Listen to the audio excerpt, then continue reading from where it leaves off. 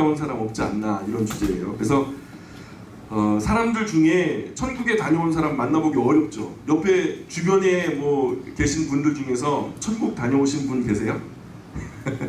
그런 분 계시면 잘 돌봐드려야 되겠죠.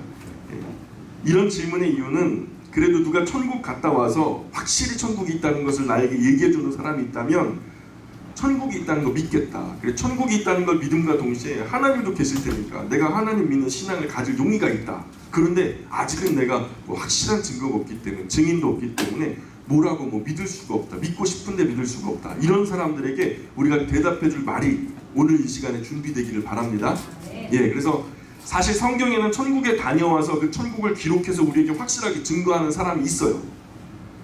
전에도 예수님 때나 지금이나 똑같아요. 하나님 한번 봤으면 좋겠다 그래갖고 하나님 보여주셨죠. 하나님이신 본체이신 예수님께서 이 땅에 인간의 몸을 입으시고 이 땅에 오셔서 성육신 하셨어요. 그리고 자신을 본 자는 아버지를 본 것이다 라고 선전하면서 이 세상에서 얼마나 오랫동안 사역을 하셨어요. 그런데 이 사람들이 하나님을 보니까 믿어요? 아니에요. 뭐 하나님이 저래. 그러면 결국은 오히려 빛나는 예수님을 갖다가 그 빛이 눈부시다고 소멸시켜 버리잖아요. 멸망시켜 버리고 십자가에 못 박아 죽여 버리잖아요. 그게 인간의 본성이거든요. 천국 갔다 온 사람의 증언 왜 없겠어요? 성경에 보세요. 있어요. 첫 번째로 신약 성경 13권이나 기록한 분이 계세요. 누굴까요? 바울. 그죠? 바울. 사도 바울.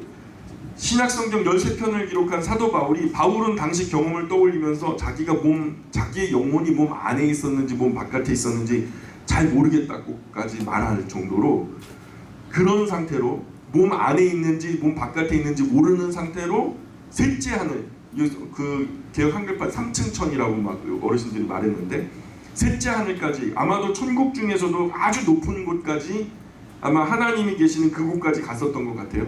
거기서 인간 세상의 언어로는 말할 수 없는, 그래서 바울도 제3자의 누군가의 다른 이름으로, 내가 만약에 나의 이름으로 이것을 얘기하다 보면 교만해질까봐 누군가가 그랬었다라는 얘기를 빌려서 그 경험을 얘기하는데요. 분명히 보면 자기 경험이에요.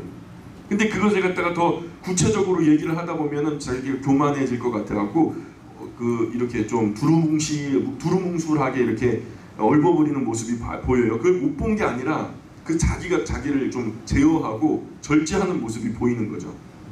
그래서 거기서 인간 세상의 언어로 표현하기 어려운 것들을 보고 들었다고 증언하면서, 그래서 성경은 사람들의 머리로 지어낸 허무맹랑한 이야기가 아니라는, 직접 보고 들은 것을 기록했기 때문에 이 성경을 다른 말로 증거문서다 또는 증언문서다라고 얘기하는 거죠. 그렇게 그 천국을 보고 오신 분이 이 천국의 기쁜 소식을 증거하려고 지금 터키 땅, 현재 우리가 세계 지도상에서 터키, 그리고 마케도니아 땅, 헬라 땅, 로마, 지금 이탈리아 반도까지 가가지고 마침내 로마 황제 네로에게 체포돼서 참수형에 이르기까지 망설이지 않고 천국의 기쁜 소식을 전달했어요. 내가 목숨 걸고 뭔가를 하는데 가치 없는 것을 위해서 내가 목숨 걸겠어요? 가치 없는 것 가지고 목숨 거는 사람은 되게 바보 같은 사람이에요. 바울은 굉장히 똑똑한 사람이라고 성경은 증언하고 있어요. 그때 당시 가장 똑똑한 가말리엘 문화생이에요. 최고의 스승이었죠. 최고의 스승 아래 배움을 가졌던 바리새인 중에 바리새인이요, 유대인 중에 유대인이에요. 헬라인 중에 또 헬라인이죠. 로마 시민권을 가지고 있었으니까. 그러니 굉장히 똑똑한 인텔리였는데도 불구하고 그가 목숨 걸고 죽는 그 순간까지 참수를 당하기까지 이 천국의 기쁜 소식, 즉 천국에서 보고 들은 것은, 그 들은 놀라운 것들을 글로 남기고 심지어는 입으로 사람들에게 전달하고 다니면서 증거하고 돌아다니다가 순교하기까지 멈추지 않고 이 사실을 눈치 보지 않고 망설이지 않고 담대하게 선포하고 다녔다는 거예요. 그죠? 누가 생명 걸고 헛소리 하겠어요? 확실하니까 생명 걸고 온 인생 힘과 열정 다해서 전한 거 아니겠어요? 내가 이제로부터 죽는 그 순간까지 뭔가 한마디를 전하는 얘기가 필요하다. 그러면 어떤 이야기를 여러분 남은 평생 동안 전달하겠어요? 예수님의 복음을 갖다가 아직 구원에 이르지 못한 사람들에게 전달하고 다니지 않겠어요? 마찬가지로 배고프다 이걸 죽을 때까지 외치겠습니까? 그거 아닐 거예요. 그죠? 가치 있는 얘기를 하겠죠. 바울이 그렇게 경험을 하고 와서 우리에게 증언했던 내용이 성경에 분명히 녹아 있고요. 두 번째는 사도 요한이라는 사람.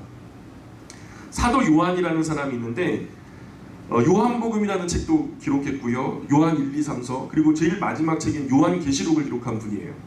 사도 요한은 예수님 12제자 중에서 나이는 가장 어려요. 그런데 가장 오래 산 분이세요. 90살 넘게 살았어요. 나머지 분들은 전부 다 한 분은 자살했고요. 나머지 분들은 전부 다 순교의 제물이 됐거든요. 근데 유일하게 이 사도 요한만 오랫동안 술을 누리면서 자연사한 것으로 보여요. 그런데도 그냥 평탄하게 산 건 아니에요. 계속 끌려가고 어려움 당하고 살아있는 순교자로서 그렇게 살아가죠.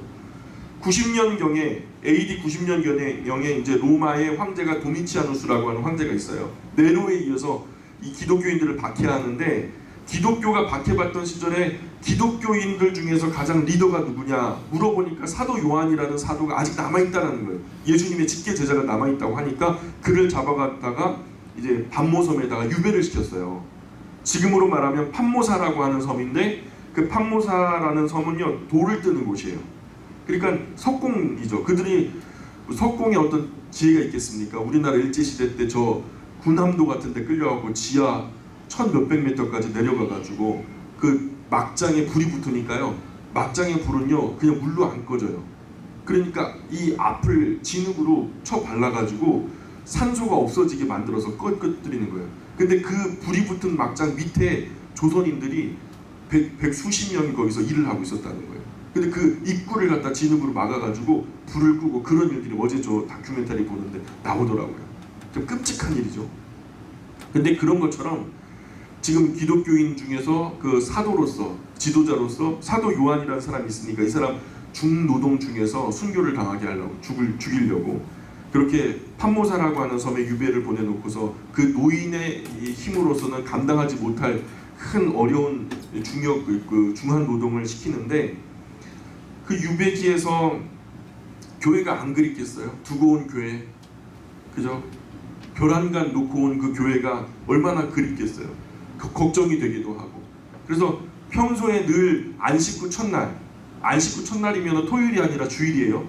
안식구 첫날 모여서 떡을 떼면서 예수님의 나를 기념하라 하신 그 말씀대로 주일날 이렇게 모여서 성찬을 하면서 예배를 드리던 그 때가 되니까 그 주일 그 예배 시간이 되니까 마음이 동하는 거예요.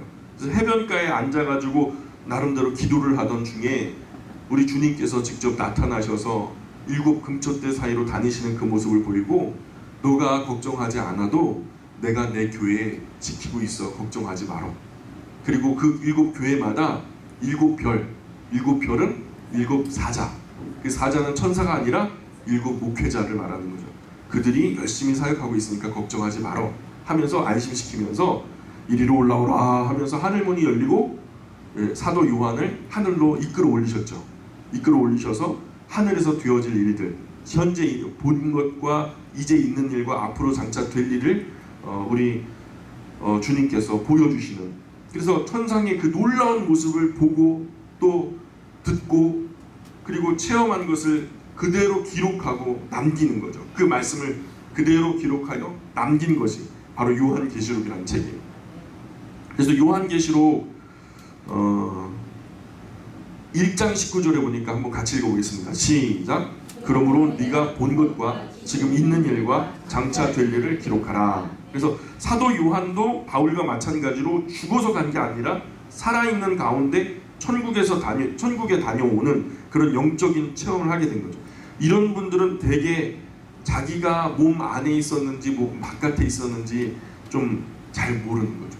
어떻든 다녀오신 것은 사실이에요. 이런 꿈 꿔보셨어요? 이런 요한계시록 22장 되는 분량의 꿈을 꿔보신 적 있으면 손 들어보세요.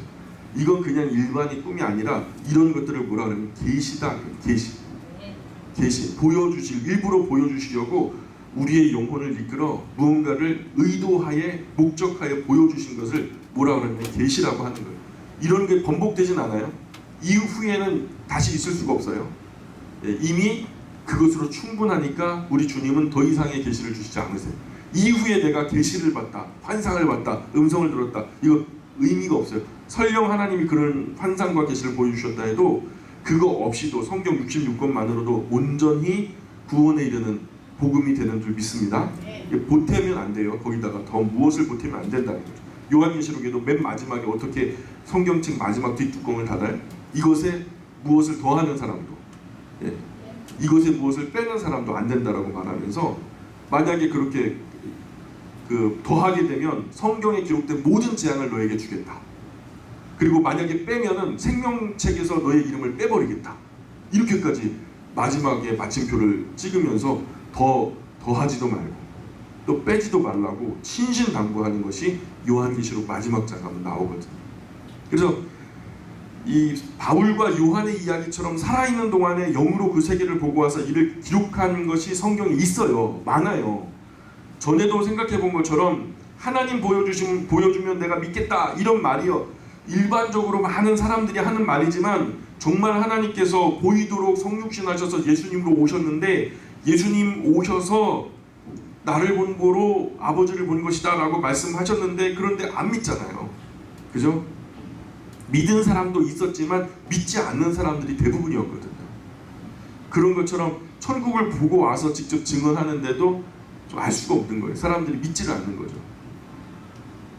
또 하나, 모세는 뭐 본 것은 아니지만요, 구약 성경 중에 창세기, 출애굽기, 레위기, 민수기, 신명기를 갖다가 기록했다라고 여겨지는 사람이 모세예요. 근데 모세의 같은 경우에는 주전 1400년경에 1400년경에 지금의 요르단 땅 가보시면 이제 그 느보산, 비스가산이라고 하는데, 전부 다 그 비스가산 한 산맥 안에 아바람산 또는 느보산, 비스가산 다 똑같은 이름이에요.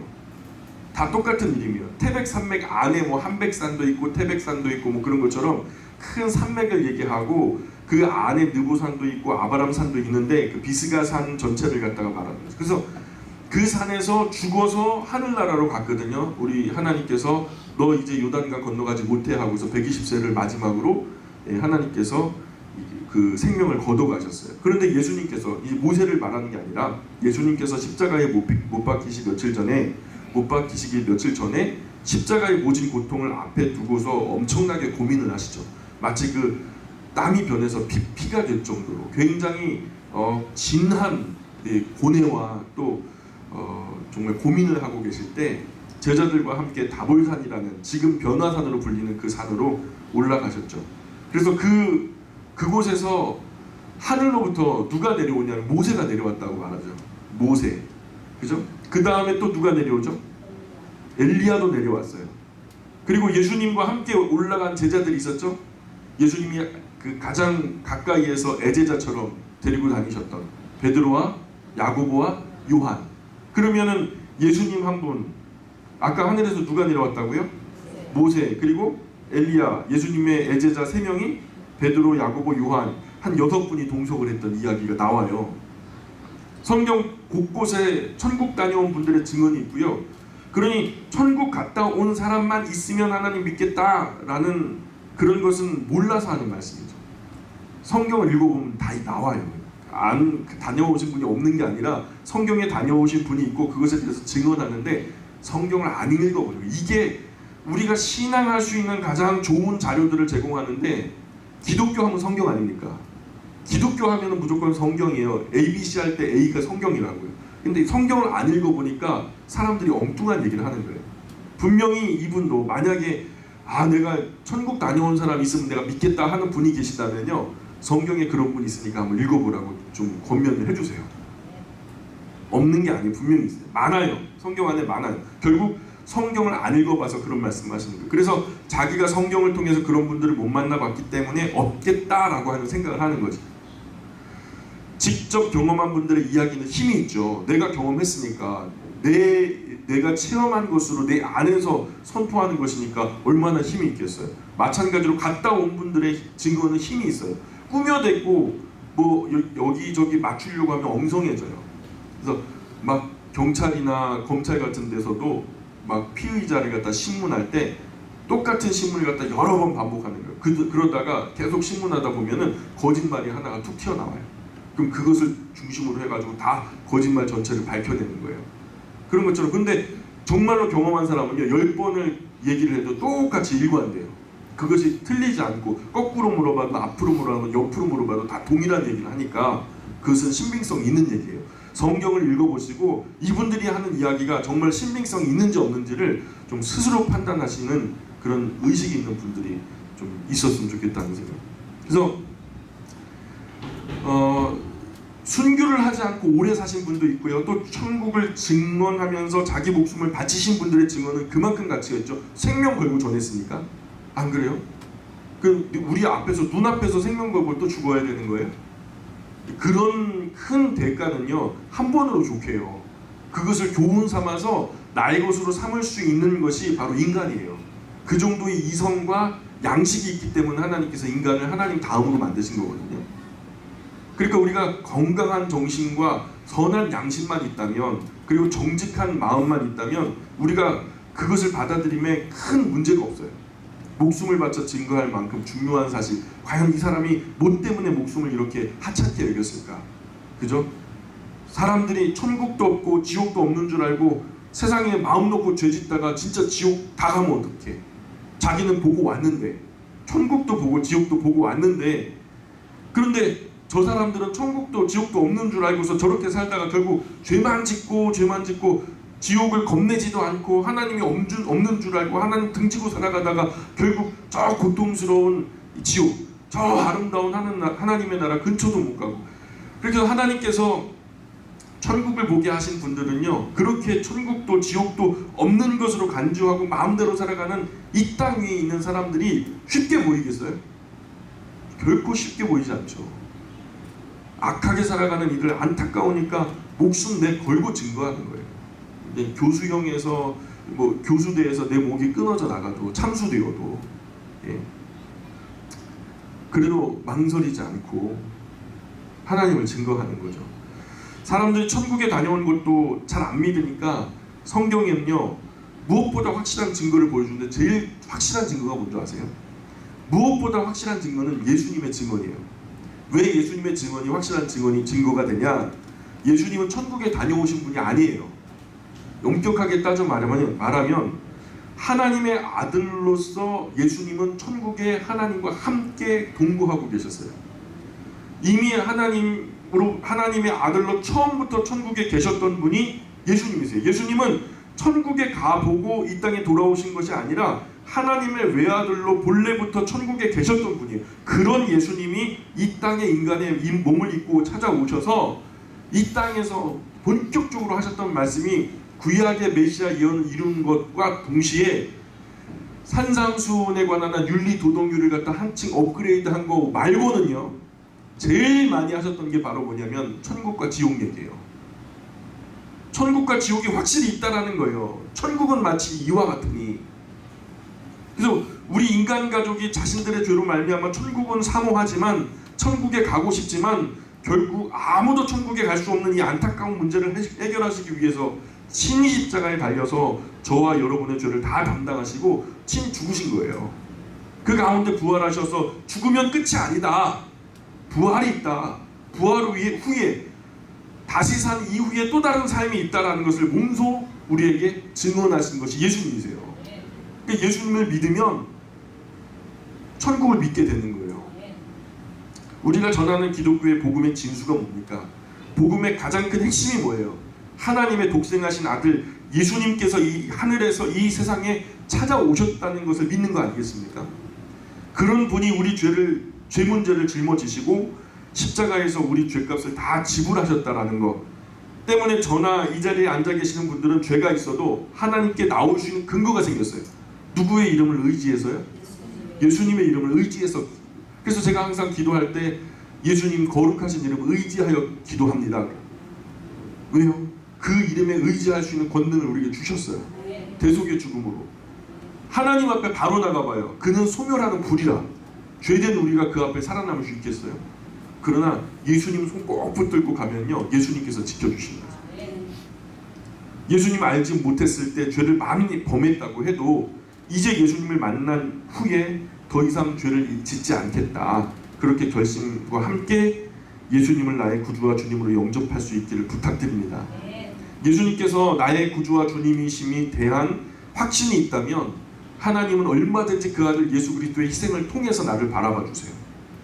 나를 바로 바라보면 그냥 바라보시는 순간 나는 죽음인데, 예수님을 통해서 바라봐 주시면은 한없이 불쌍하고 한없이 긍휼이 쏟아지고 한없이 용서해주고 싶은 마음이 생기는 거죠. 하나님. 그냥 그래서 우리가 예수 그리스도를 통하여 저를 바라봐 주시고 저를 불쌍히 여겨주시고 저를 긍휼히 여겨주셔서 예수 그리스도를 통해서 나를 용서해 주실 것을 믿습니다. 근데 이 자세가 우리가 당당해야 돼요? 아니면 겸손해야 돼요? 마땅히 우리가 받을 것을 받는 게 아니거든요. 은혜로 주신 것을 받을 때는요, 겸손해야 돼요. 그래서 구원받은 이들의 특징이 뭔지 아세요? 겸손하다는 거예요. 겸손. 예수님도 나는 온유하고 겸손하니 나의 멍에를 메고 나에게 배우라고 말씀하시잖아요. 내 멍에는 쉽다 말씀하시면서, 그러므로 인해서 죄 용서받고 천국의 소망을 가질 수 있게 되는 근거가 이 성경을 통해서 우리에게 열렸다라는 것을 소개받고 있잖아요. 우리가 그것을 믿으면 영생이요, 믿지 않으면 영원 멸망이죠. 예수님의 증언 보면 천국뿐만 아니라 지옥에 관한 증언도 함께 하시거든요. 예수님은 천국에 관한 조금 더 많은 분량을 말씀하세요. 또한 지옥에 관한 말씀도 거의 같이 하시거든요. 특별히 요한계시록을 쓴 요한 같은 경우에 지옥에 관해서 말씀하실 때 불과, 그가 직접 목격했잖아요. 불과 유황으로 타는 못이다 이렇게 말했거든요. 꽝꽝꽝 때려먹는 못이 아니라 연못을 말할 때 못 말하는 거예요. 연못. 그러니까 한마디로 말해서 꺼지지 않은 불연못. 이 이미지가 어디에 좀 매치가 될까요? 저 활화산 보셨어요? 화산 꼭대기 막 분화구에 보면은 막 시뻘겋게 막 끓어오르는 마그마, 물도 아니고 그렇다고 돌도 아닌, 그러나 엄청나게 뜨거운 그 유황불, 그죠? 불연못이라고 표현하는 게 맞겠죠? 근데 성경에 불못이라고 표현해요. 구체적으로 기록하고 있죠. 예수님이 하셨던 말씀과 정확하게 일치하고 있어요. 사도 요한이 본 것과 예수님이 하셨던 말씀과. 그래서 예수님의 증언 중에 가장 중요한 것은 하나님의 사랑의 이야기예요. 사랑뿐만 아니라 그 사랑을 끝까지 거절하는 사람들에 대해서 하나님의 진노도 엄청나다는 것을 보여주고 계세요. 하나님이요, 인간을 사랑하시려고 대가를 치르셨어요. 하나님이 인간을 사랑하시려고 대가를 치르셨는데 어느 만큼의 대가를 치르셨어요? 한 100만 원 내셨어요? 한 1억 출자하셨나요? 하나님이 인간을 사랑하시기 위해서 얼마를 지불하셨어요? 예수 그리스도를 지불하셨어요. 독생하신 아들을 희생하셨다고요. 내 아들 희생해서 누군가를 살리려고 하는데 저 사람은 자기가 죽을 줄도 모르고 나 됐어요. 나 별로 관심 없어요. 나 그런 거 필요 없어요. 내대로 살아도 괜찮아요.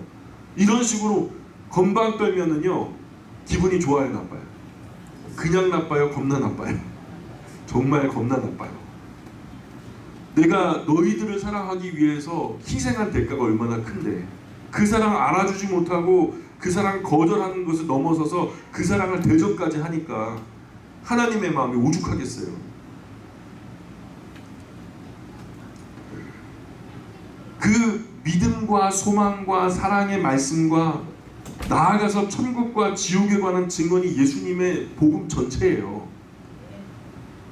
그 외에 없어요. 사람들은 예수님께서 이 세상에서 선하고 착하게 살도록 도덕적이고 윤리적인 어떤 좋은 가르침을 주셨다라는 것만 생각해요. 그래서 4대 성인에다 반열에 세워놓고 소크라테스 뭐 이런 사람들의 반열에 세워놓고 예수님은 4대 성인이래. 왜냐? 아주 도덕적이고 윤리적으로 인류에게 아주 좋은 교훈을 남기셨다는 거예요. 별로 그런 거 없거든요. 여러분 성경, 신약 성경 다 읽어보세요. 예수님이 그렇게 좋은 교훈 남기신 거 없어요. 진짜 좋은 거, 중요한 것은 뭐냐면 천국과 지옥에 관한 말씀을 우리에게 들려주셨다라는 게, 이게 중요한 거거든요. 이 땅 100년 미만으로 살다가 영원히 이 꺼지지 않는 불못에 멸망을 당할 우리 인생에게 생명으로 이르는 새롭고 산 길을 하나 열어주셨다라는 거, 그게 정말로 생명의 정보가 아니겠어요? 정보가 있다면 이런 게 가치 있는 정보죠. 여기 있으면 다 죽어요. 그런데 누군가가 야, 나 따라와, 여기 피난하는 아주 유일한 비상구가 있어. 그래가지고 그 길로 따라가면 사는 길이 열렸단 말입니다. 그 정보가 생명의 정보 아니겠어요? 그 생명의 정보가 성경책에 있단 말입니다. 사실 예수님께서 이 땅에 오셔서 하셨던 대부분의 말씀이 천국과 지옥에 관한 심각한 말씀 하셨는지 대부분의 사람들은 몰라요. 그냥 좋은 교훈이나 착하게 살아라, 선하게 살아라, 사랑하면서 살아라 이런 것만 얘기해 주셨다고 생각하고 그렇게 착각하고 있지. 그런데 그것은 표면적인 것이고 사실 더 깊고 무겁고 중요한 이야기들은 천국과 지옥에 관한 말씀이라는 것은 사람들은 일반적으로 잘 모른단 말이에요. 성경을 한 번이라도 제대로 읽어봤다면 아마 다르게 생각하실 거예요. 이 모든 것이 성경을 제대로 읽어보지 않아서 생겼던 안타까운 오해의 상황이라는 거죠. 이 시대를 사는 건전하고 건강한 사람이라면 성경 한 번쯤 꼭 읽어보셔야 돼요.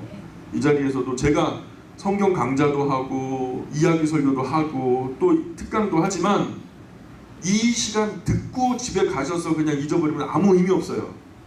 99.9% 다 무의로 돌아가요.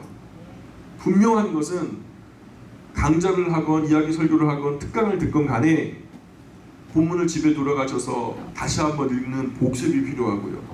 다음에 배울 수 있는 것을 예습으로 한 번 더 먼저 읽어오는 거. 내가 본문 읽지 않으면 다 말짱 아무것도 아니에요. 99.9% 정말 중요한 것은 내가 직접 내 눈으로 성경을 보고 내 입술로 읽고 읽었던 그 음성이 내 귀로 다시 들릴 때 성령께서는 인격이신 하나님이시라 우리로 깨닫게 하는 은혜와 더불어서 감동 감화하시는 능력이 임하는 거예요.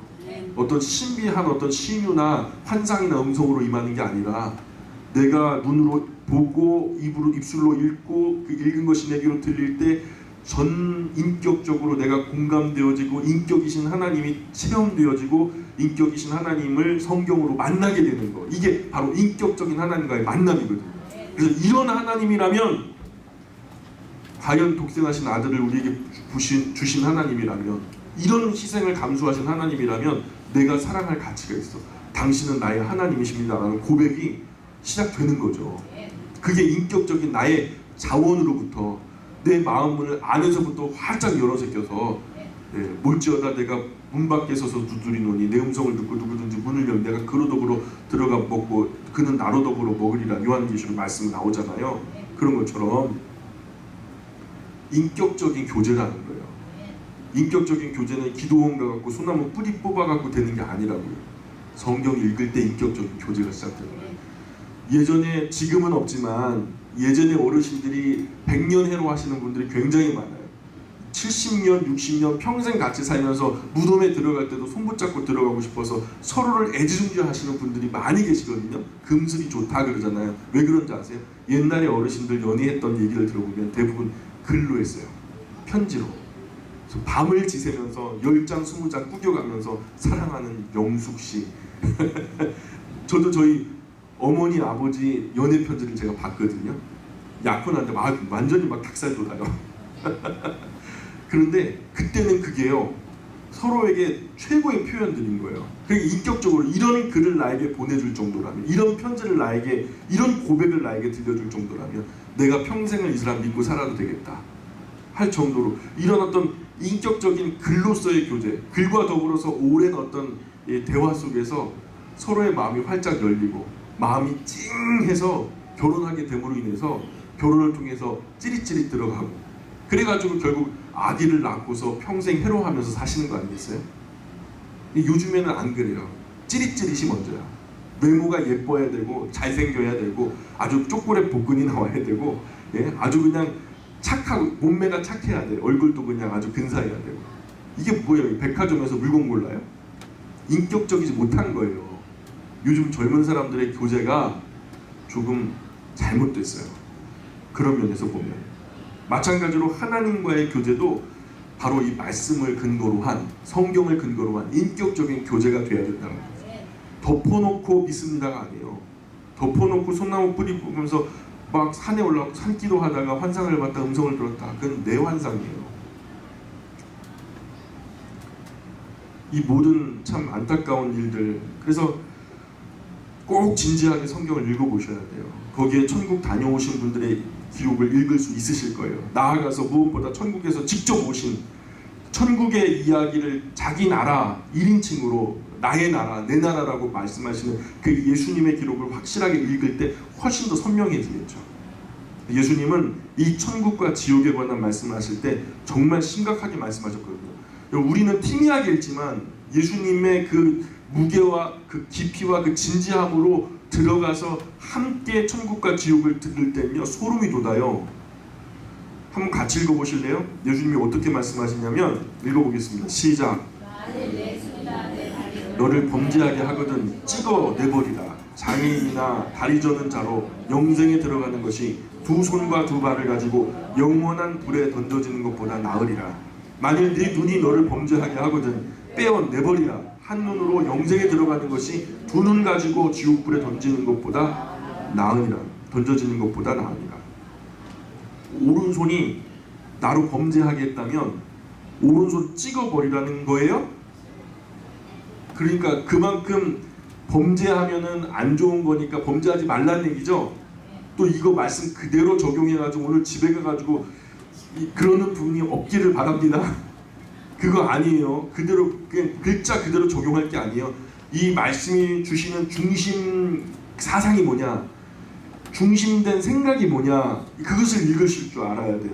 뭐냐, 여기서 말씀하는 것은 그 정도로 사지백체를 쪼개고 찢어서라도 천국에 갈 마음으로 범죄하지 않기를, 그만큼 죄가 무섭다라는 것을 강조하는 거 아니겠어요? 그래서 한 손만 가지고 천국에 들어가는 것이 양손 다 가지고 지옥 가는 것보다 낫다고 말씀하시고, 눈이 나로 범죄하거든 그 눈 뽑아버리고 눈 없이 천국 가는 것이 두 눈 뜨고 지옥 가는 것보다 나으리라는 거예요. 첫 번째는 범죄가 그렇게 무섭다는 것이고, 두 번째는 그만큼 지옥이 무섭다는 거예요. 죄와 지옥에 관한 강조죠. 예수님은 십자가에 죽으시기까지 우리를 지옥에 안 보내려고 지옥의 말씀, 지옥에 관한 이야기들을 아주 구체적으로 말씀하셨을 뿐 아니라 자기 몸으로도, 자기의 몸으로도 진짜 몸부림치면서 생명을 걸고 지옥에 멸하는 많은 사람들을 건져내기 위해서 새롭고 산 길을 자신의 삶의 육체를 찢으시면서 말씀하셨어요. 삶과 죽음으로 증언하신 거죠. 들을 귀 있는 자는 들어야 돼요. 그래서 사람은 지옥이라 그러면 사람들 겁주기 위한 교리 정도로 생각해요.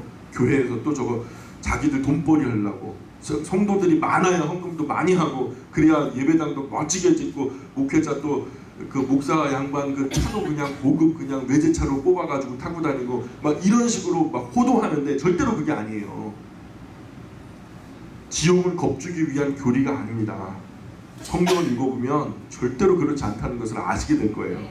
실제로 불과 유황으로 타는 못이 존재한다는 것을 예수님은 망설임 없이 담담하게 밝히 증언하셨어요. 누군가가 내 옆에 내 사랑하는 아들이, 내 사랑하는 아들이 컵에 물을 마시려고 그래요. 나는 알죠? 이 물에다가 쥐가 하도 많아갖고 쥐약을 타놨어요. 그래가 조금 있다가 쥐약을 뿌리려고 컵을 갖다가 쟁반 위에 올려놨단 말이에요. 그런데 내 아들이, 사랑하는 아들이 바깥에 땀 뻘뻘 흘려서 엄마 나 물 마실게요 하고서 물 마시려고 그러면은 어떻게 하겠어요? 얘야 그거 먹으면 죽는단다 이렇게 하겠어요? 삶과 죽음에 관한 얘기는 그런 모습으로 얘기가 안 돼요. 생명 걸어야 되는 거예요. 막 돌을 던져서라도, 손에 국자가 들려있으면 국자를 던져서라도 못 먹게 하는 것이 맞는 거예요. 우리 앞서 천국과 지옥의 이야기를 전달했던 사람들의 자세가 다 똑같았다니까요. 그런 식으로 자신의 생명을 던지면서 그거 먹으면 안 돼, 이거 먹어야 돼, 그거 먹으면 죽어, 이런 모습으로 생명 걸고 전했던 분들의 모습, 성경을 보세요. 신약 성경에 천국을 체험했던 분들이 하나같이 그 표정과 그 말, 글로 우리가 느껴지는 그 언어의 온도가 얼마나 강렬하다는 것을 여러분 아실 수 있을 거예요. 어떤 사람이 천국 갔다 와서 우리에게 천국 진실하게 증언한다 해도 결국 우리에게 남는 건 뭐냐면 이거 하나 남아요.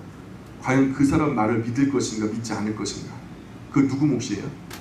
내 선택이에요. 그래서 보고 와서 하신 말씀이 성경에 기록되어 있기 때문에 첫째는 성경 꼭 읽어보는 것이 중요하고요. 그 중에서도 예수님께서 직접 증언하신 말씀을 읽어보는 거 좋죠.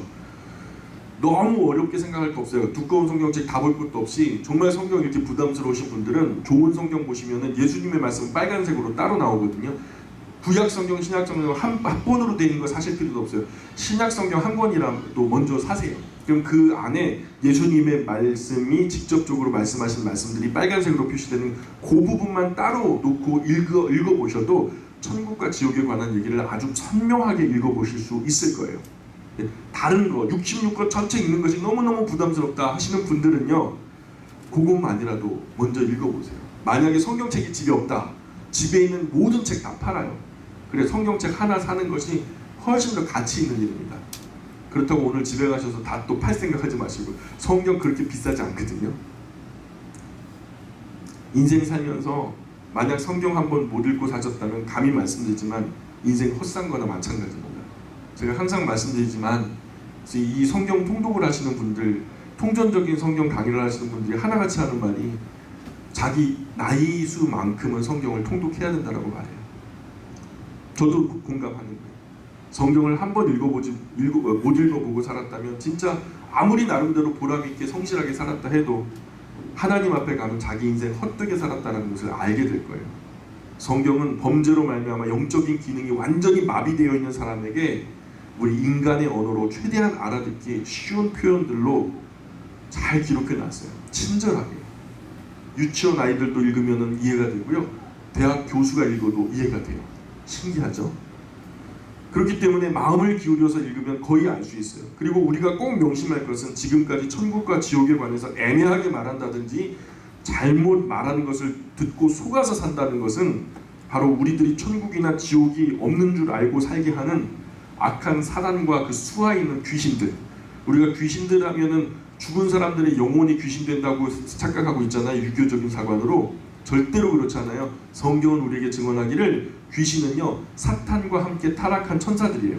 그 천사들이 사탄과 함께 지금도 자기들의 결국 멸망의 영원한 불못으로 들어가는 그 멸망의 결국을 알고 있기 때문에 하나님 형상 비스무리하게 닮은 사람들을 하나라도 더 많이 끌고 들어가는 것이 나름대로 자기들의 죄된 성향에 통쾌함을 주는 거거든요. 그러니 인간을 끌고 들어가려고 해요, 자꾸. 그러니까 그런 사탄과 악령, 귀신들의 장난에 휘말리고 있는 거죠. 꼭 명심하시고 성경을 통해서 천국에 다녀오신 분들의 증언과 직접 천국에서 오신 예수님의 말씀을 꼭 읽어서 천국과 지옥의 실존을 믿을 수 있기를 간절히 바랍니다. 네. 나아가서 천국에 함께 들어가서 영생복락 기쁨 함께 누리실 수 있기를 기도합니다. 네. 또 하나의 주제는 이런 거예요. 흔히 일반적인 사람들이 전도를 하다 보면은 야, 이것도 하나님 너무한다. 죄를 조금 지었다고 지옥에 보낸다? 야, 죄 조금 지었다고 지옥에 가라고? 너무 가혹한 거 아니냐? 잠깐 실수해가지고 죄 한 번 지었는데 그 영원히 꺼지지 않은 불꽃에서 고통받으라고 그러잖아요. 장발장이 빵 하나 훔쳤다고 수십 년을 감방에서 있었던 게 너무 우리는 슬픈 이야기가 됐잖아요. 그잖아요? 읽어보셨죠?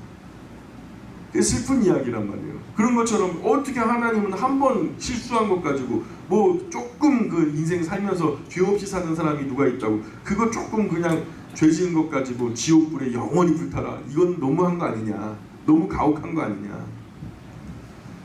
로봇 잉거스라고 하는 사람이 있어요. 무신론자로 자처했던 사람인데 지옥에 관해 말하는 사람 보기만 해도 혐오스럽다고 봐요. 근데 아마도 이런 생각을 가진 사람들 대부분이 그럴 거예요. 지옥 얘기하지 마. 재수없어.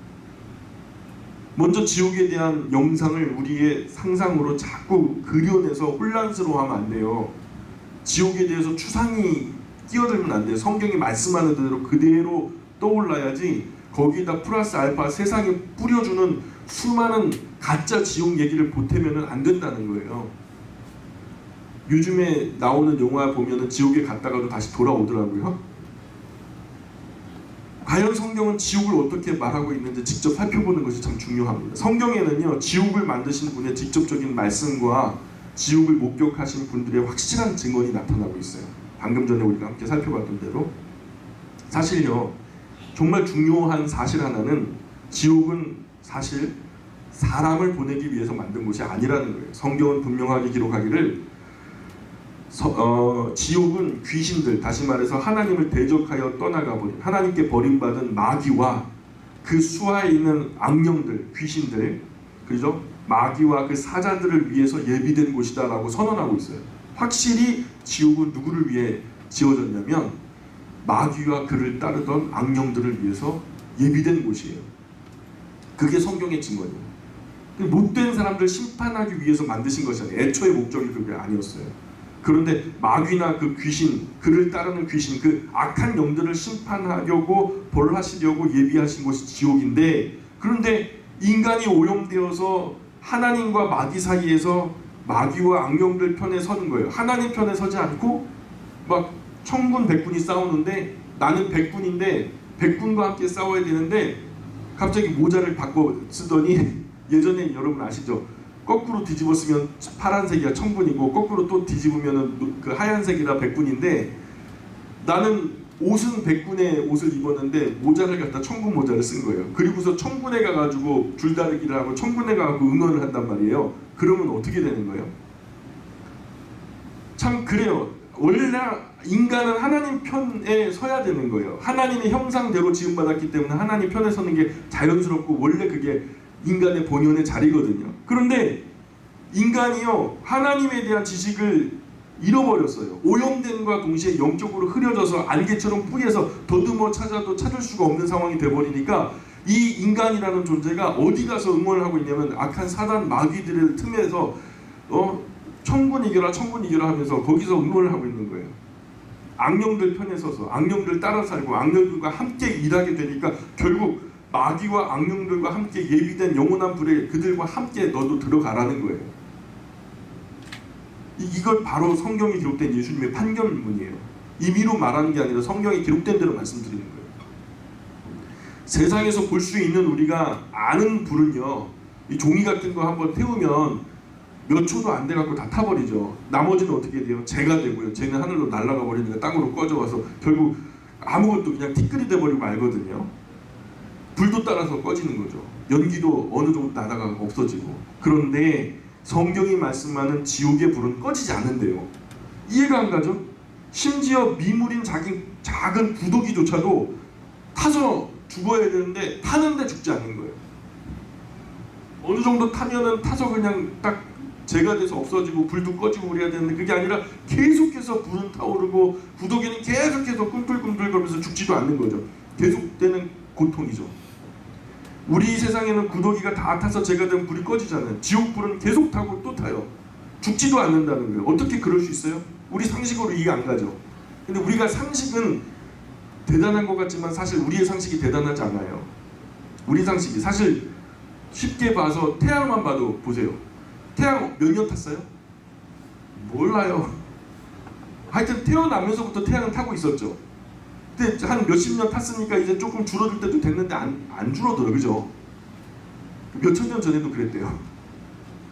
몇백 년 전에도 그랬고 지금도 동일하게 활활 타오르고 있어요. 우리가 가지고 있는 상식이 대단한 상식이 아니에요. 되게 우매무지한 거예요.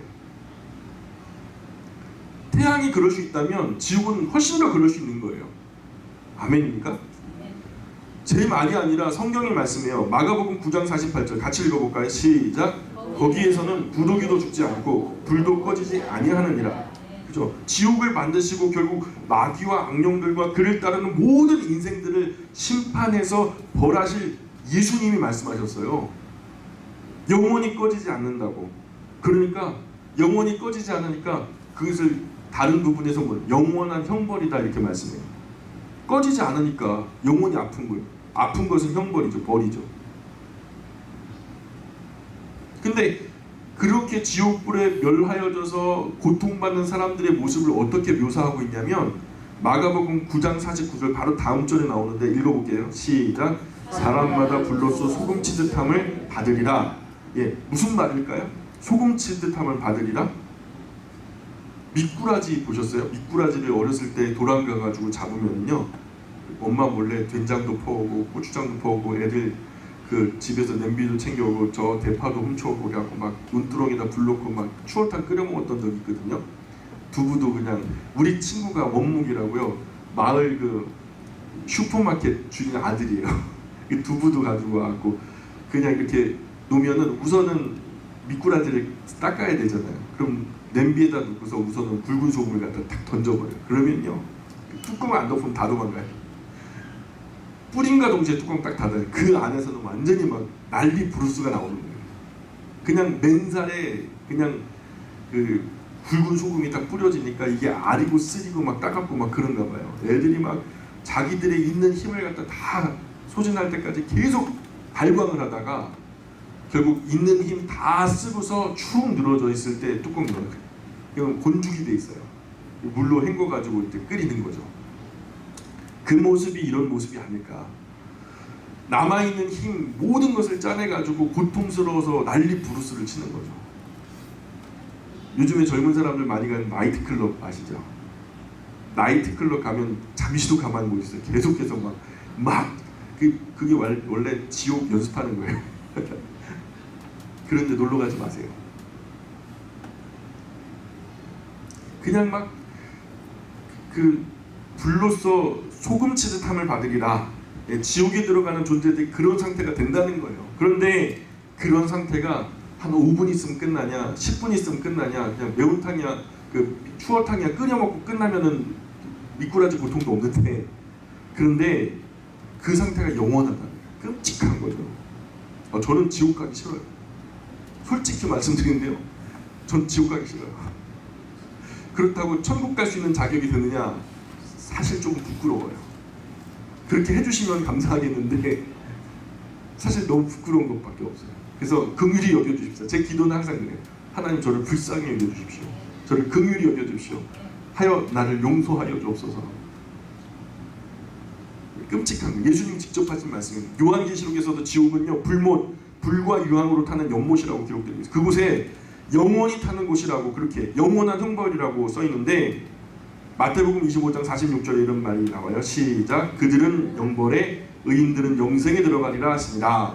그들은요 앞서 말했던 악인들을 말하는 거예요. 악한 사람들. 영벌은 뭐예요? 영원한 벌이라는 거예요. 영원한 벌에 의인들은 영원한 생명에, 여기서는 다른 표현으로 영생 복락이라고도 말하죠. 그 기쁨이 영원히 된다는 거죠.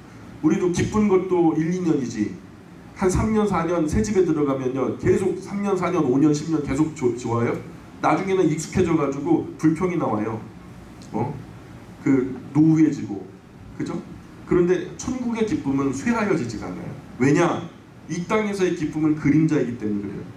천국에서의 기쁨은 원형이 되기 때문에 마르지 않는 기쁨이에요. 우리가 이 세상에서 경험하는 모든 만족과 기쁨은 사실 그림자예요. 이것을 통해서 하나님이 무엇을 의도하게 원하시냐면, 하나님이 원하시는 것은 그 하나님의 나라가 얼마나 좋을까 생각해 보라는 거예요.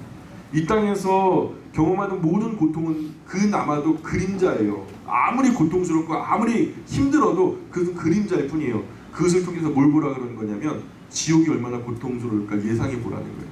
그래서 기쁨과 고통, 이것이 번갈아 가면서 교차되도록 우리 인생을 디자인하셨다고 잠언의 말씀이 기록되고요. 왜냐? 곤고할 때는 생각하래요. 기쁨이 올 때는 찬송하라는 거예요. 그것을 위해서 인생이 이 고통과 기쁨이 교차하도록 디자인하셨다고 성경이 우리에게 가르쳐주고 계세요. 영원한 벌. 그런데 지옥에는 누가 들어가요? 지옥에는 누가 들어가요? 성경에는 지옥에 들어가는 존재를 첫 번째는 음녀가 들어간다라고 말해요. 음녀라는 말만 놓고 생각해 보면은, 음녀는 처음에 응계하고 아기가 태어나는 순간 이 딸이 태어났는데 딸이 대놓고 음녀예요? 아기가 처음부터 태어나서 음녀는 아니죠. 어느 정도 살다 보니까 얘가 나쁜 생각을 해요. 살다 보니까 의와 불의가 만날 때 불의에 타협하고 쾌락과 욕심을 쫓아가고 결국 다른 길을 벗어나서 방탕하고 음란한 길로 떨어지면서 결국 음녀가 된 거거든요. 처음에는 그러지 않았어요. 근데 이후에 음녀가 된 거죠. 음녀의 특징은요 뭔지 아세요? 유혹하는 거예요. 유혹하는 거예요. 음녀의 특징은 유혹하는 거죠. 옳은 곳에서 그른 곳으로 유혹하는 거예요. 그른 곳에서 옳은 곳으로 유혹하는 게 아니라 옳은 곳에서 나쁜 곳으로, 그릇된 곳으로 유혹하는 거예요. 바른 곳에서 바르지 못하는 곳으로 끌어당기는 거예요. 한때 건강하게 시작되었던 신앙이 조금씩 타락을 거듭하다가 결국 회복할 수 없는 곳까지 타락하게 되면 자신이 완전히 망가진 상태, 망한 상태를 인지해요. 나는 이제 회복될 수 없구나. 내가 선을 넘었구나. 이런 자포자기하는 심정이 오거든요. 다시 선하게 살려고 하는 의지가 생기지 않는 거예요. 옳게 해보려고, 바르게 해보려는 노력을 더 이상 기울이지 않게 되는데 그때부터는 되는 대로 막 사는 거죠. 그런데 거기서 끝나는 게 아니에요. 조금이라도 옳게 바르게 살려고 하는 사람 가만히 보면 미워요. 나는 이렇게 완전히 이제 나는 이미 베린 몸, 이미 베렸어. 내 인생은 요즘에 젊은이들 뭐라면 이생망이라고. 이생망. 이번 생에는 망쳤다. 그러면서 막 되는 대로 막 자기 몸도 굴리고 막 정신도 그냥 막 혼미하고 영혼도 완전히 막 그냥 놈마처럼 막 그런 상황이 되는데도 자기를 아끼고 살피질 못해요. 사랑하질 못해요. 근데 옆에 보면은 나름대로 온전하게 하려고 하고 바르게 하려고 선하게 살려고 하는 사람들 보면 미운 거예요. 나는 이미 선을 넘어서 더 이상 회복될 수 없는 것 같은데 쟤네들은 아직도 뭔가 자기를 관리하려고 하고 자기를 사랑하려고 하고 그것과 더불어서 주변 사람들에게 건강한 영향력을 미치려고 하니까 그들을 속여서라도 강제로라도 자신과 같은 망한 상태로 끌어내리려고 하는 죄악된 욕구가 작용을 하는 거예요. 악한 개인의 문제만이 아니라 이게요, 어디에도 적용이 되냐면 복음 안에 오염의 선을 넘어서 회복될 수 없는 종교에도 적용이 되는 거예요. 오염되고 타락한 종교가 야 이거는 아닌데 싶은데도 밀려왔던 그것 때문에 계속 밀려가는 거예요. 1000년 동안 썩어져 버린 거예요. 그런데 어떻게 해요? 시스템은 커졌고 멈출 수가 없는 막 광란의 질주를 하는 그냥 기차가 돼버린 거예요. 멈출 수가 없어요. 망할 때까지 그냥 부딪힐 때까지 가야 되는데 어디까지 달려가요? 지옥까지 달려가는 수밖에 없는 거예요. 근데 자기 혼자 망하려고 하니까 억울한 거예요. 그런 주변에 성경대로 바르게 옳게 하려고 하는 그런 많은 교회들을 함께 속여서 하나님 나라를 이루지 못하게 교묘하게 속여서 결국 마지막 날에 함께 멸망의 길에 서려고. 이게 얼마나 악한 것들이에요. 이런 종교가 많아요. 많은 이단과 사이비 종교가 그런 것들이고 성경 바깥에 있는 종교들이 그런 것들이고 로마 카톨릭도 그런 것들이고. 그래서 하나님도 수많은 사람들을 속여서 멸망의 길로 인도한 존재인 거짓 종교, 음료를 제일 먼저 심판하시고 지옥에 들어가게 하세요. 그래서 사탄과 그 수하 악령들, 즉 귀신들이 먼저 들어갈 것 같죠? 악하니까. 근데 그들이 맨 마지막에 멸망을 당하고요. 그 20장 저 뒤에서 멸망을 당하고요. 7 진노의 대접이 쏟아지는 날 두 존재가 멸망을 하는데 하나는 음녀가 멸망을 하고 또 하나는 짐승이 멸망을 해요. 이 적그리스도의 세력이죠. 그것이 성경의 말씀은 오히려 사탄과 악령들은 1000년 뒤에 들어간다고 기록되고 있어요. 그러니까 거짓 선지자, 거짓 종교, 이단, 사이비, 거짓 선생, 거짓 목사, 거짓 목자 이런 것들이 하나님을 믿지 못하게 선한 나름대로 선하게 살려고 하는 성도들, 나름대로 하나님을 더듬어라도 찾아보려고 하는 그런 사람들, 무지몽매한 사람들을 다 굴비역들 엮어가지고 하나님 가까이 하지 못하게 엉뚱한 길로 유인해 가는 거죠. 이단이라고요. 달을 이자 끝단자. 처음엔 비스무리하게 유혹해요. 야 우리도 교회야. 우리도 총회에 가입돼 있어. 그런데 나중에 가보면은 야 결국은 주님은 우리 이만희 선생님이야. 결국 우리 주님은 문선명 선생님이야. 막 그러면서 박태선 선생님이야. 이런 식으로 심재웅 선생님이야. 이런 식으로 끝이 나는 거예요. 끝이. 처음에는 비슷하게 시작하는 것처럼 교묘하게 속이는 거예요. 뭐 처음부터 다르게 해봐요. 누가 속겠어요? 바보도 아닌 사람. 바보도 안 속아요. 이단들이 하는 짓이 그런 거예요. 묘하게 틀어버려요. 그 끝이 얼만큼 다르냐? 달을 이자 끝단자잖아요. 얼만큼 다르냐? 천국과 지옥만큼 달라요. 사망과 생명만큼 다른 것이 이단이에요. 결국 성경에 하나님은 없고 교묘한 속임수로 하나님의 자리를 차지한 인간, 하나님의 자리를 차지한 사탄, 그 배후에 역사하는 사탄과 수많은 귀신들이 사람들을 죽음과 멸망과 지옥으로 이끄는 종교들이 이 세상에 얼마나 많은지 몰라요. 이런 사람들로 말미암아 많은 사람들이 지옥을 가게 되기 때문에 거짓 종교가 제일 먼저 지옥에 들어가게 돼요. 성경은 예수님을 나의 구주와 주님으로 영접한 사람들은 하나님의 나라에 있는 생명책에 기록된다라고 말씀했어요. 그래서 막 귀신도 쫓아내고 막 그럼 막 우리가 막 병도 고치고 막 그랬다고 하니까 아야 그런 걸로 기뻐할 게 아니라 너의 이름이 생명책에 기록된 것으로 인해서 기뻐해라고 주님께서 말씀하시잖아요. 그 책에 기록되지 못한 사람들, 그 이름이 농명되지 못한 사람들이 결국 최후의 심판을 통해서 행위책의 심판을 받게 돼요. 근데 행위책에 의해서 심판받게 될 사람은 아무도 의인이 없어요. 다 유황불, 영원히 불타오르는 불못에 함께 들어가는 것으로 결국은 끝나버리고 말아요. 왜냐? 성경에서 그렇게 예언하고 있거든요. 요한계시록 20장에 이미 그렇게 선언하고 있거든요. 백보자 심판 앞에서. 그리고 원래 들어가게 되어 있던 사탄과 귀신들이 후에 천년왕국 이후에 마지막 하나님의 때에 무저갱이 영원히 닫히는 그 잠금장치가 딱 걸려지는 순간 이제 온 우주의 역사는 종지부를 찍는 거죠. 근데 왜 사탄과 귀신들이 들어가게 되어 있는 그곳에 사람이 들어가게 됐을까? 중요한 문제죠. 만약 어떤 사람들의 생각처럼 죄가 하나도 없는 사람은 거기에 들어갈 필요도 그럴 이유도 없을 거예요. 그런데 죄 없는 사람은 아무도 없대요. 성경이 말씀을 해요. 이거 성경이 좀 잘못된 것 같다. 내가 생각할 때 나는 죄가 없다 하는 사람 손 한번 들어보세요. 괜찮으니까. 우리가 스스로 잘 알잖아요. 우리가 얼마나 죄 많은 사람인지. 우리가 볼 때 죄 많은 사람 또는 그에 비해서 적은 사람, 죄가 없어 보이는 사람도 있죠. 또 어떤 사람은요, 예수님 바깥에 있는데 구원에 이르는 복음의 신앙도 없는데 법 없이도 살 수 있을 것 같은 선한 사람이 사실 있어요. 그렇게 여겨지는 사람이 있어요. 근데 우리 눈에는 그렇게 보여도 하나님 눈에는 아니에요. 하나님 눈으로 볼 때는 죄 없는 사람은 아무도 없다는 것이 성경의 결론이에요. 왜냐? 인류의 조상 아담과 하와 범죄 이후에 그 아래 태어나는 모든 인생이 죄인 되었다는 그 선언 때문에 그래요. 죄인은 결국 죄인을 낳는 거죠. 개는 강아지를 낳고요. 놀라지 마세요. 말은요 망아지를 낳아요. 소는요 송아지를 낳습니다. 죄인은 죄인을 낳는 거예요. 아담과 하와 할머니 할아버지가 죄를 지어서 우리는 모든 인류가 그 아래서 태어났잖아요.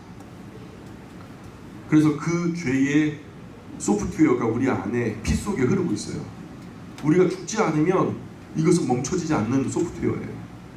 그래서 첫 번째 아담을 포기하고 죄에 대해서 죽어야 돼요.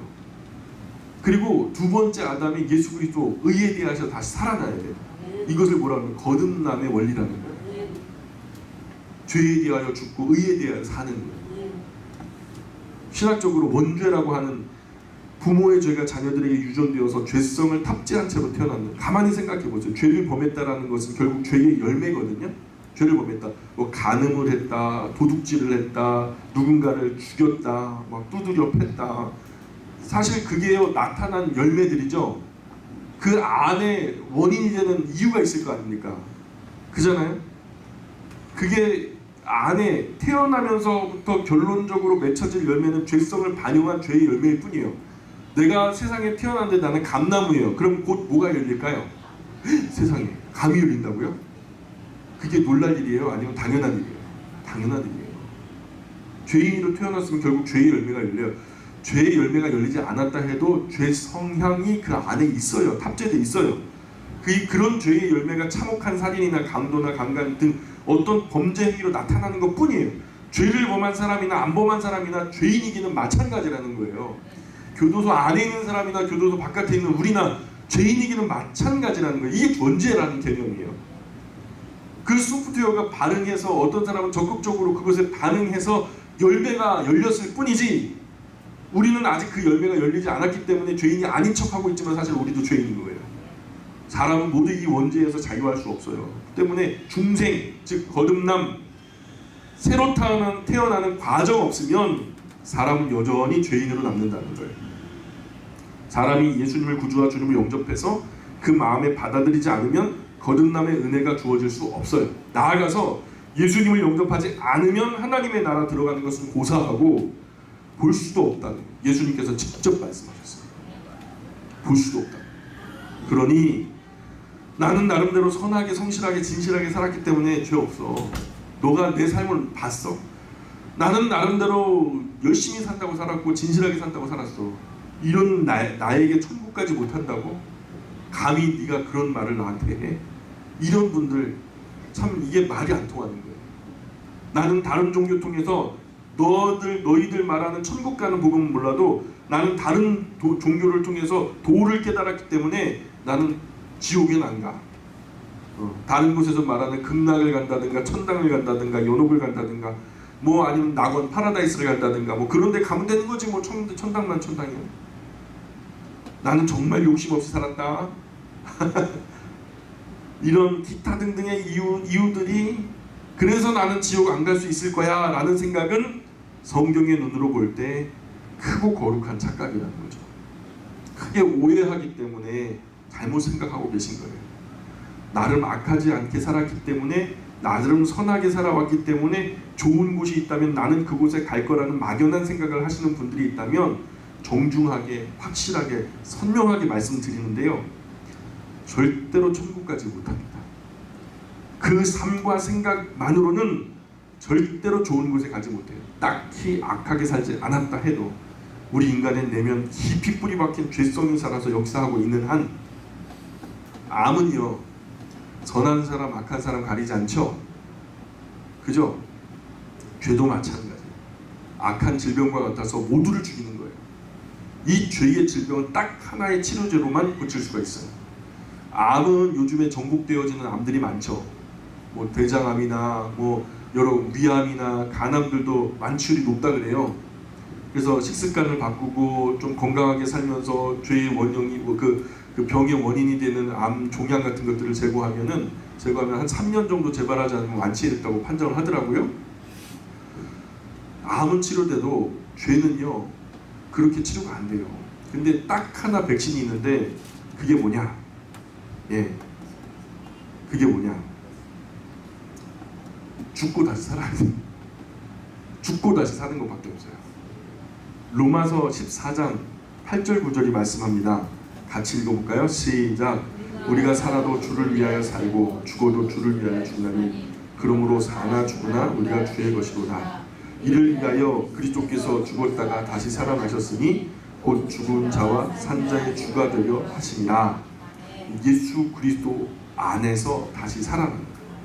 예수 그리스도가 죽으신 것처럼 죄에 대하여 우리도 죽고 예수 그리스도 안에서 다시 살아날 때, 그죠? 예수님이 다시 사흘 만에 부활하신 것처럼 우리도 그 안에서 다시 살아날 때 죄의 영향력은 죽음으로 끝나는 거예요.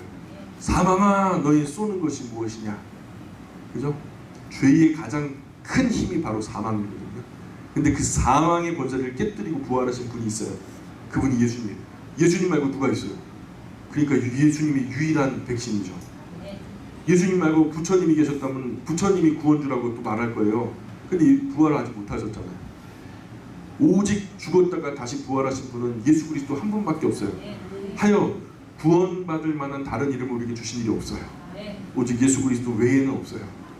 우리의 죄가 우리 안에 그대로 탑재되어 있지만 우리가 그것을 교양이라는 베일로 잘 포장한 탓에 포장되지 않은 사람들에 비해서 죄인이 아닌 것처럼 비추어지고 여겨지는 것뿐입니다. 그들이나 우리나 똑같은 죄인이에요. 우리 안에 그들에게 흐르는 죄의 유전자가 똑같이 흐르고 있어요.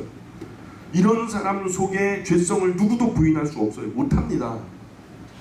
예수님께서 제자들을 가르치시는 중에 서기관과 바리새인들이 예수님을 시험하고자 현장에서 가늠하다 붙잡힌 여인을 데리고 왔어요.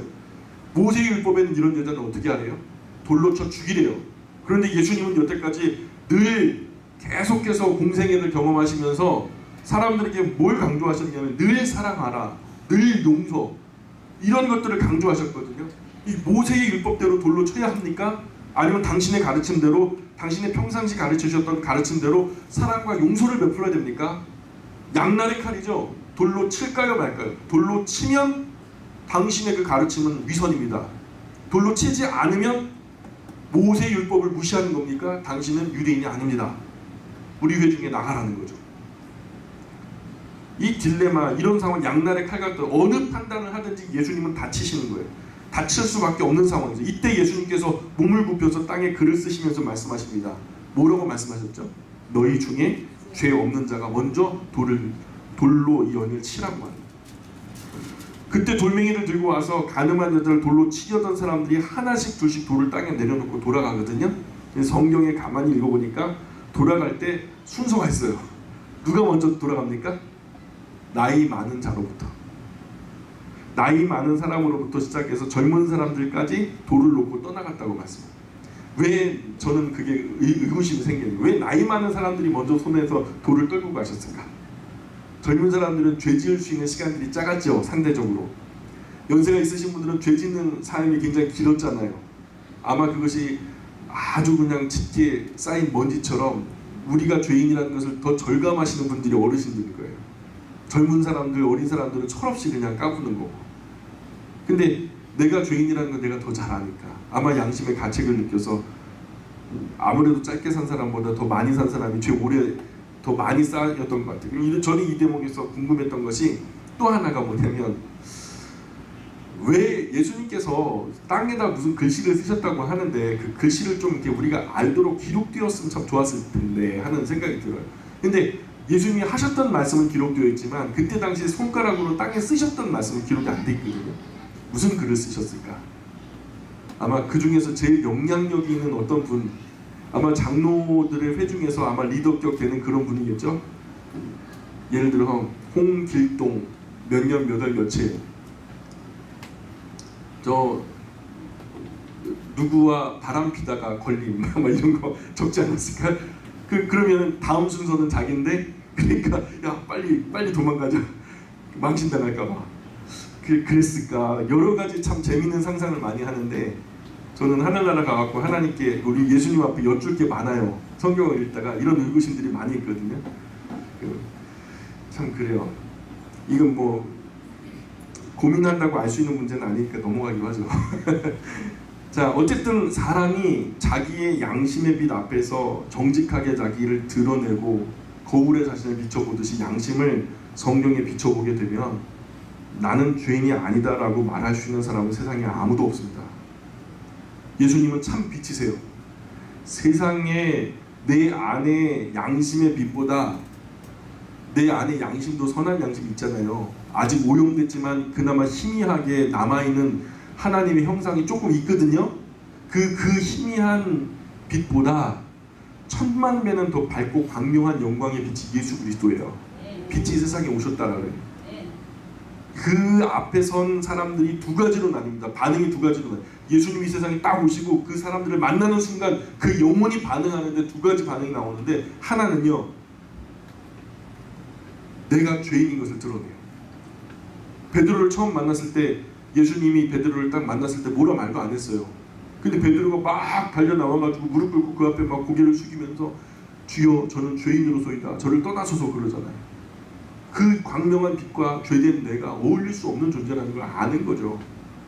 또 하나는 어때요? 종교 지도자들과 정치 지도자들, 대중들, 그들 앞에 예수님이 자신을 드러내셨을 때 그 광명한 빛이 눈부시게 밝혀지니까 양심의 불 꺼진 방에 불이 확 켜지니까 더럽고 추접한 자신의 양심의 방이 다 그냥 털난 양심이 다 보이는 거예요. 그러니까 어떻게 해요? 이것을 청소하려고 하니까 부담스럽고 청소하다 죽을 수도 있겠다는 생각이 드는 거죠. 그러니까 차라리 전구를 깨버리는 게 좋겠죠. 빛을 소멸시켜버리는 게 좋겠죠. 그래서 예수님을 십자가 못 박아 죽여버려요. 그래서 이 죄 문제를 해결하지 않고는 하나님께로 나아갈 수가 없어요. 지옥도 천국도 나는 안 갈란다. 아이고 얘기도 모르겠고 성경도 모르겠고 읽기도 귀찮고 날도 더운데 나는 지옥도 천국도 안 갈란다. 안타깝게도 그런 길은 없어요. 성경은 천국과 지옥 외에 다른 어떤 장소를 말씀하지 않아요. 결국 이 두 곳 외에 성경이 말씀하는 다른 중간지대는 없어요. 결국 죄로 말미암아 지옥 가게 됩니다. 나아가 지금 우리 시대는요, 죄 때문이 아니라 더 결정적으로 하나님께 오기를 싫어하는 것 때문에 지옥 가요. 이 생명에 이르는 복된 소식을 드리려고 하지 않는 거예요. 우리 죄 때문에 예수님의 십자가에 못 박히신 것을 그 사건을 나의 것으로 받아들이지 않는 거예요. 그것을 믿지 않기 때문에 결국 스스로 지옥을 선택하여 가는 것처럼 지옥에 이르게 된다는 거예요. 이 멸망을 자초하는 거죠. 사람들이 지옥에 들어가는 것을 하나님도 원치 않으신다고 성경은 분명히 말씀하세요. 땅끝의 모든 사람들이 구원에 이르기를 하나님은 소원하신다고요. 그게 하나님 소원이에요. 한 자녀도 손실보지 않기를 하나님 원하시는 거예요. 그래서 외아들을 비참하게 희생시키시면서까지 생명에 이르는 구원의 길을 활짝 열어주셨음에도 불구하고 그 길을 거절하는 사람들에게는 하나님도 어쩔 수가 없어요. 인격이라 참된 자유, 완전한 의지의 자유를 주신 하나님은 지금도 그것이 유효하다는 걸 알고 계시거든요. 하여 스스로 선택하지 않으면 할 수 없는 거예요. 하나님도 어쩔 수 없어요. 내 마음 뜯어 제끼고 나 마음에 막 무단으로 점령하지 않으세요. 내가 마음을 열어줄 때 그때 비로소 주님 성령님께서 우리 안에 오시거든요. 그렇게 인격적이신 분이세요.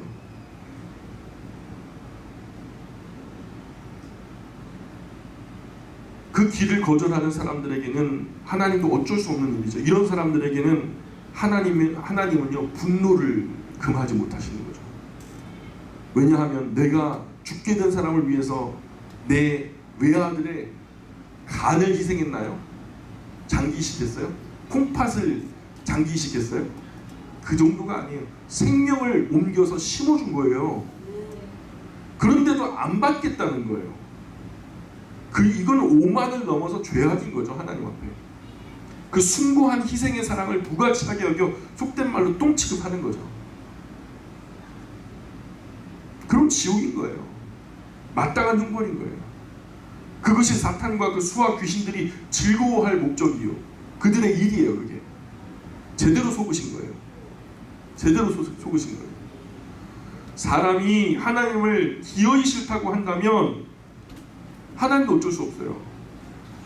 결국 천국을 가기 싫어하는 것이거든요.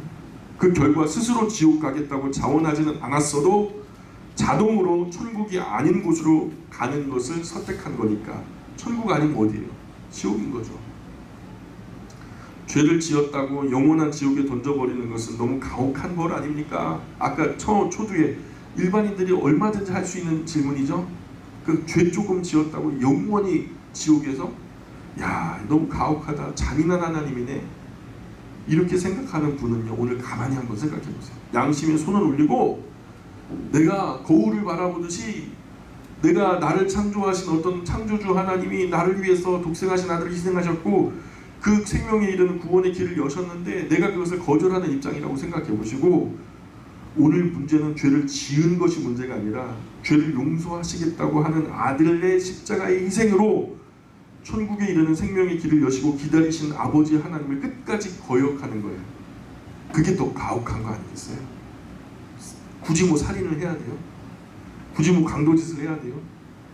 지옥이 가혹한 것이 아니라 그 하나님의 간절한 사랑, 그 엄청난 희생을 외면하는 것이 하나님을 대하여 더 가혹한 거예요. 더 가혹한 거예요. 솔직히 많은 분들이 천국에는 가고 싶다 말하죠. 그런데 교회는 가기 싫다 이렇게 말해요. 우리나라에는요 체면 문화가 있거든요. 체면, 그런 분이 한국에 많아요. 내 나이 정도 되면 회사에서는 중역이에요. 중역. 네? 40대, 50대, 60대 이렇게 되면요 나름대로 고참이라고요. 근데 교회 오면 어때요? 내 나이 또래 사람들은 전부 다 안수집사, 장로, 권사 막 이런 분들인데요. 그 가면은 나는 거기 가면 뭐가 돼요? 초보자예요. 완전히 믿음의 초보예요. 내가 이 나이 먹도록 어디 가서 초보자 소리 못 듣는데 교회 오면 초보자가 돼가지고 문화적인 큰 충격을 받아요. 근데요 예수님이 말씀하셨어요. 마태복음 18장 3절에 같이 읽어볼까요? 시작.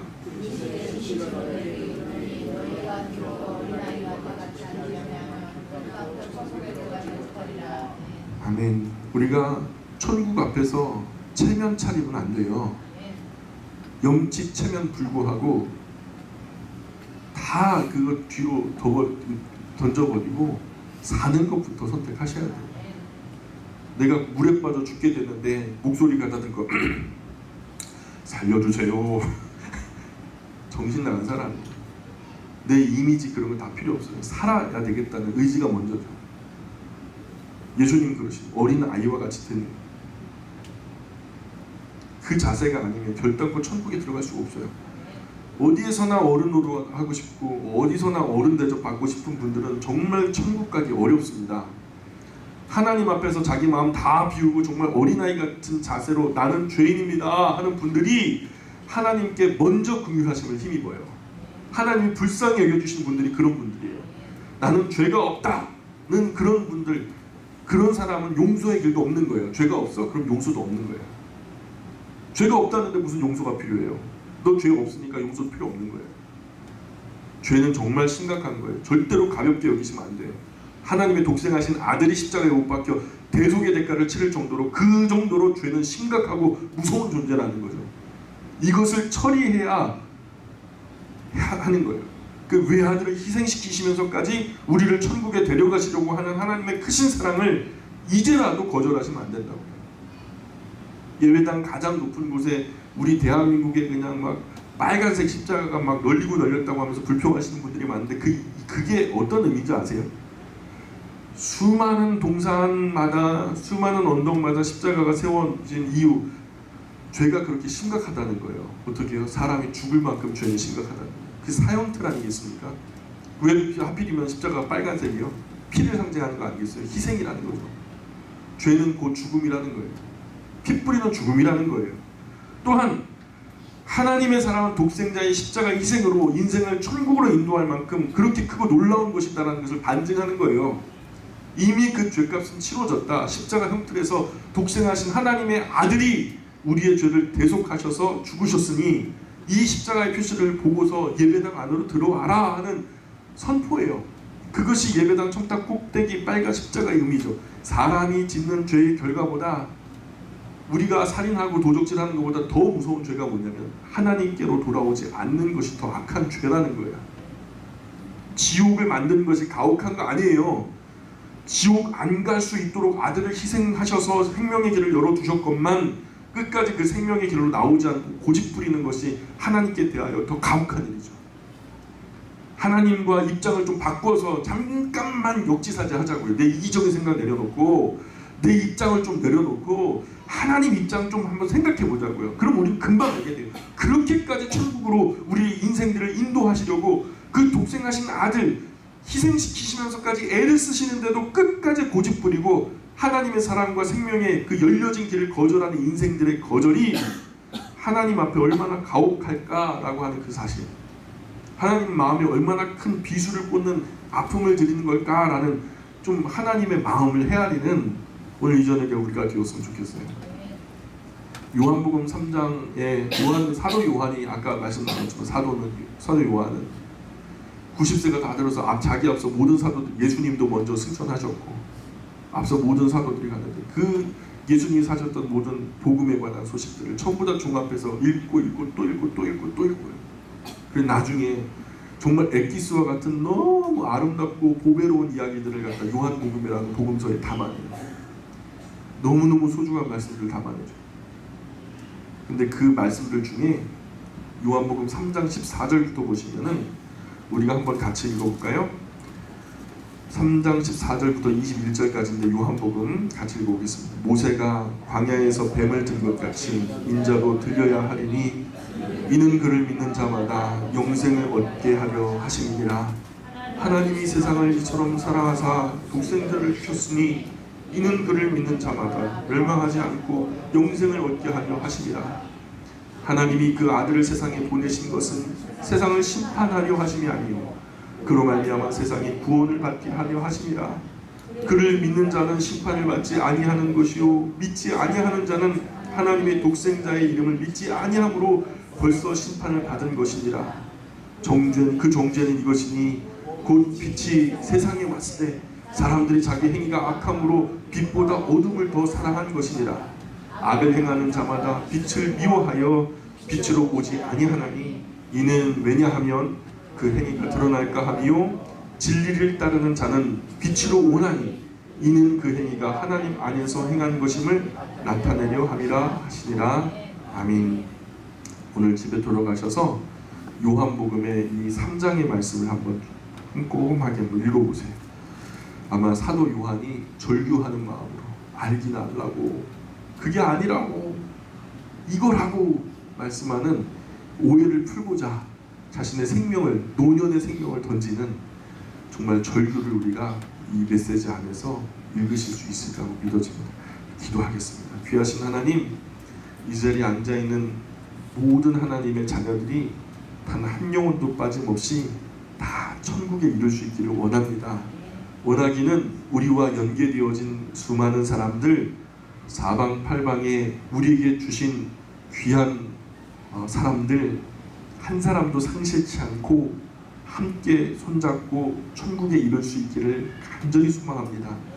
우리가 인격이기에 강제로 할 수 없지만 할 수 있는 모든 기회와 노력을 다하여 인격적으로 하나님의 말씀을 바르게 증언하여 이들의 생각과 마음을 변화시킬 수 있도록 성령님 우리 안에 충만하게 기름 부어주시고 또 역사하여 주옵소서. 그래서 우리 곁에 상처받은 사람들이 그리스도 예수의 복음으로 그 상처를 치유받고 다시금 하나님 앞에 생명에 이르는 아름다운 천국 복음을 마음속에 간직하고 부르시는 그날까지 우리와 함께 이 신앙의 터전 위에서 주님이 기뻐하실 그 일들을 위해서 매진하며 또 하나님의 나라 상급 많이 쌓는 우리 가정과 가문, 교회 될 수 있도록 은혜 내려 주옵소서. 모든 영광 주님께 올립니다. 감사하며 예수님의 이름으로 기도합니다. 아멘. 우리 하나님께 영광의 박수. 하나님 고맙습니다. 하나님 고맙습니다.